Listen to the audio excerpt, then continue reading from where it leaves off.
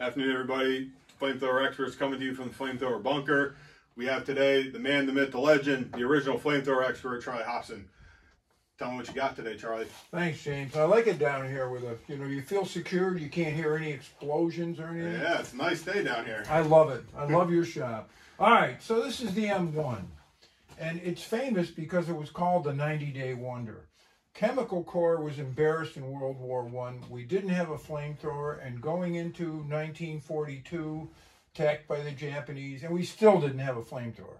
Okay. Germans were using them, Italians were using them, Japanese were using them. So they were ordered by the Secretary of War, get us the flamethrower. They still fought it. They made one phone call to Kincaid Fire Extinguisher in Brooklyn, and this is what they sent them. So it's literally a 90-day wonder. Why did we need a flamethrower?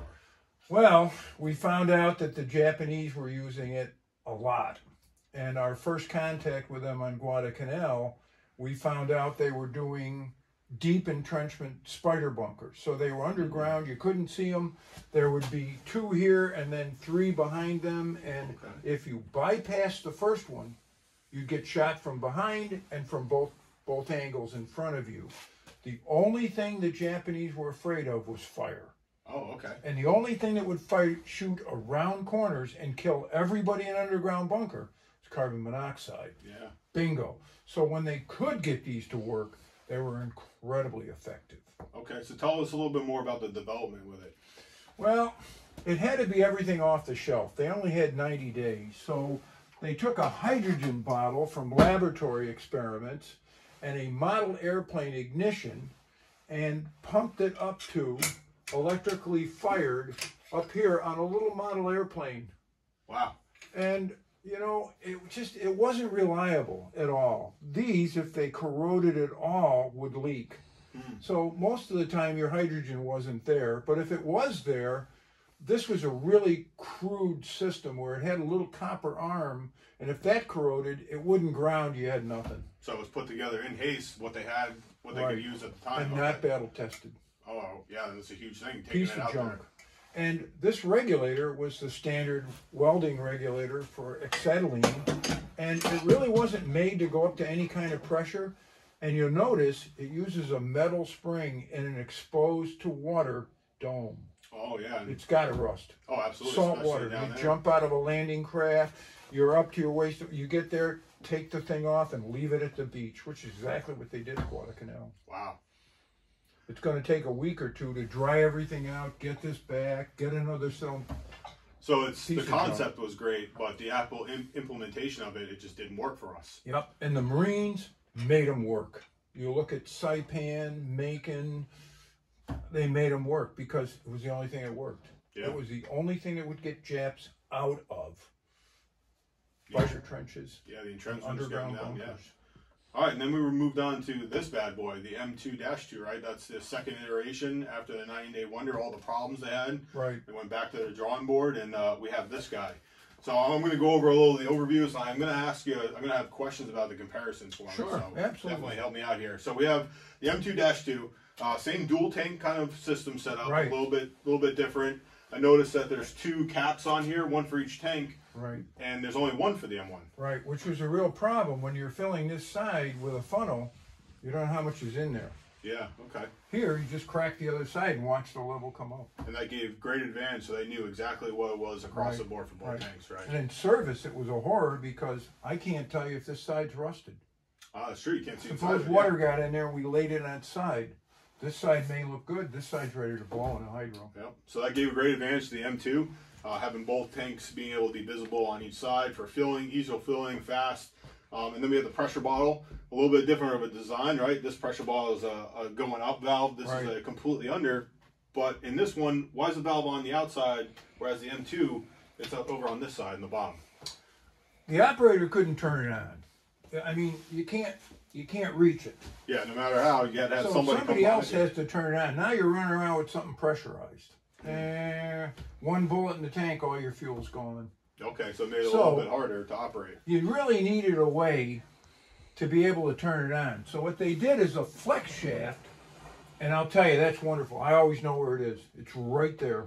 It's great. You turn it on there, And there's another huge advantage. To fill this up, I have to disconnect the regulator. So I'm putting tension on the regulator. You see the repair? Oh, yeah. Only after 4 or 5 times of filling this, that broke. Oh, yeah, it got worn out from so tension on it. Rather than that, we need a system where we don't need special wrenches. We need a system that we can just pop that off, put a manifold on, fill it. Yeah, so it sounds like the bottle would stay on. That one have to be completely removed. The way that it's turned on gets complete control. This is a 15-minute job to charge. That's a 2-minute job to charge. Yeah, and that's a great advantage to Marines on the battlefield. Totally. For sure. Giving the operator the opportunity to have complete control of the pressurization, quick refill when it needs to be resupplied. Awesome. Yep. All right, now let's talk about the different connectors for the hoses, right? So this has got a different type of coupling system for where the hose connects to the wand itself. This has got a quick release. And this is just a screw on. Well, yep. So this one would take 2 wrenches. Where are the wrenches? Oh, yeah. So you've got to carry extra parts. This one, lift the gate, pull it out, pry out the cams, put your hose in, clamp these down, close it. I would say under 30 seconds. Oh, yeah. This, it's going to be 2 or 3 minutes. If you can find the wrenches. Right. Yeah. If you've got the wrenches with you. Yeah. Yep. We're more worried about bullets and rifles than wrenches on the battlefield. Right. And the original was not shrapnel resistant. That's got steel wire wrapped around it. Okay. So the hose is more dependable.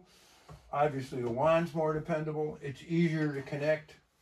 Now let's move on to the wand. You were saying in this one it's got a hydrogen bottle that runs through it and then goes to ignition. I'm not seeing that on this. Spin that coil, the cone off. Ignition shield. Oh, wow. Now, the beauty of this, and we can't do it because this darn thing is light, but it goes on there, and as you wind it up, it winds a spring. Okay, so it gets a little spring action to it. Right. So you see those little fingers? They stop it from rotating, but when I push this, look what happens. It pushes one of these forward. And what that does is light a little phosphorus, which has an explosive charge which blows the waterproofing out of the way and starts a starter mix. Okay. And this, and I've done it too. I've thrown it in the water, come back in a day or two, put it on the wand, it lights. So completely reliable. I love to throw one in the ocean and let it come back. In fact, that's what they did. Now, I saw there's this little thing pointing out, this little tip here. So tell me what's so unique about this compared to what you got going on. Every other flamethrower in the world, when you are done firing, it closes back here. The whole barrel's full of fuel, and you dribble it on the ground. Okay. Or you go back to camp and you set it down, it dribbles on the ground, somebody steps in it. That is the only flamethrower in the world in World War II that closed at the nozzle. There's no dribble. All right, and so you guys can see what Charlie's talking about. There's a needle system that runs down. Closes the nozzle. That runs right down this barrel. Right. And back here in the grip, you can see it retract. And that will allow the fuel to go through, and now it's closed off when she's off. Yep.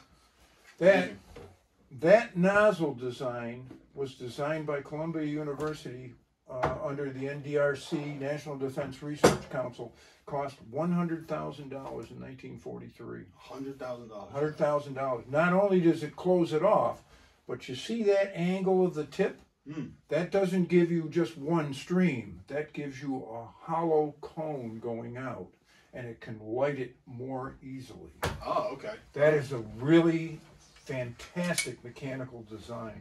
So that coupled with the way the pressure bottle came out when the fuel's pressurized, it gave it a much easier way for the ignition system to catch, making it more reliable. Yep. And the M1, you still see the wet chemical soda bottle, they call it, fire extinguishers. Yeah. That's what that nozzle is. No design whatsoever. Just a long piece of brass with a hole in the middle. Very crude. Very crude, yeah. Oh, that's incredibly sophisticated. So guys, today we talked about the history or the beginning of the flamethrowers for the U.S. military force in the Pacific, the 90-day wonder. The things that it came out with plumbing, that it was effective, but it wasn't reliable, right? It had these different indoor parts on it. It wasn't designed in a timely manner, so it didn't give everybody the warm and fuzzy, and it failed more often than it probably worked, right? Nope. They needed it so badly, they were like, we don't care. If it works now, we'll take it. Yeah, get it in there, get it something Gotta have it. We're losing Marines. Gotta have it. And then we upgraded to this bad boy, and from there, things started improving, right? Now, this wasn't just one person. This was National Defense Research whole Council. team. Sunoco, Columbia, MIT. If you manufactured something that could be used on it, we want your input. Okay. And this is what they came up with. Everybody had a great idea, and they tried the great ideas. If the great idea worked, it went into this. Awesome. Yep. In fact, that cartridge is kind of interesting because they started out with a Model 10 Smith & Wesson, and it used cartridges. Oh, okay. And I'll show you a Japanese flamethrower later that did exactly that. And so did the Germans. So did the British. And the manufacturer said, we are not spending $75 friggin' dollars for and then welding a mount. No. $15 to make that. And these guys, one-shot deal, throw them away. Awesome. So there's no way a revolver is going to get dirty. The cocking mechanism is not going to work. The trigger hole, the sear's going to go. They add more maintenance to it. More possibilities are going to go down. Just the lockup for the cylinder to be. No, we're not doing that. That's how much failure are we going to have pushing a rod forward? Oh yeah, make it simple. Make it easy. Make it simple and make it work every time. And it did. And I'll tell you, in combat, do you want one that works half the time, or you want one that works every time? Oh yeah, thinking about the mindset of the operator themselves, knowing they have something that may work. Oh yeah. To something that they know will work. In fact, from this being dropped on the beach, if you could get away with it, to having Iwo Jima, you'll see pictures of a flamethrower operator sitting on top of the unit. These became so sought after because what could be better than burning an enemy soldier? And if you left that thing, somebody would grab it. Yeah. Okay. They were that popular. All right, ladies and gentlemen, you heard from the man here himself talking about the two iterations that the U.S. service members had in the Pacific Theater, the M1A1 and the M2-2. Charlie, thank you. Always a pleasure to have you out. Pleasure to be here. And stay tuned for more. We got more to come. Something a little bit interesting. Once in a lifetime opportunity to have another flamethrower that was in the same theater of war.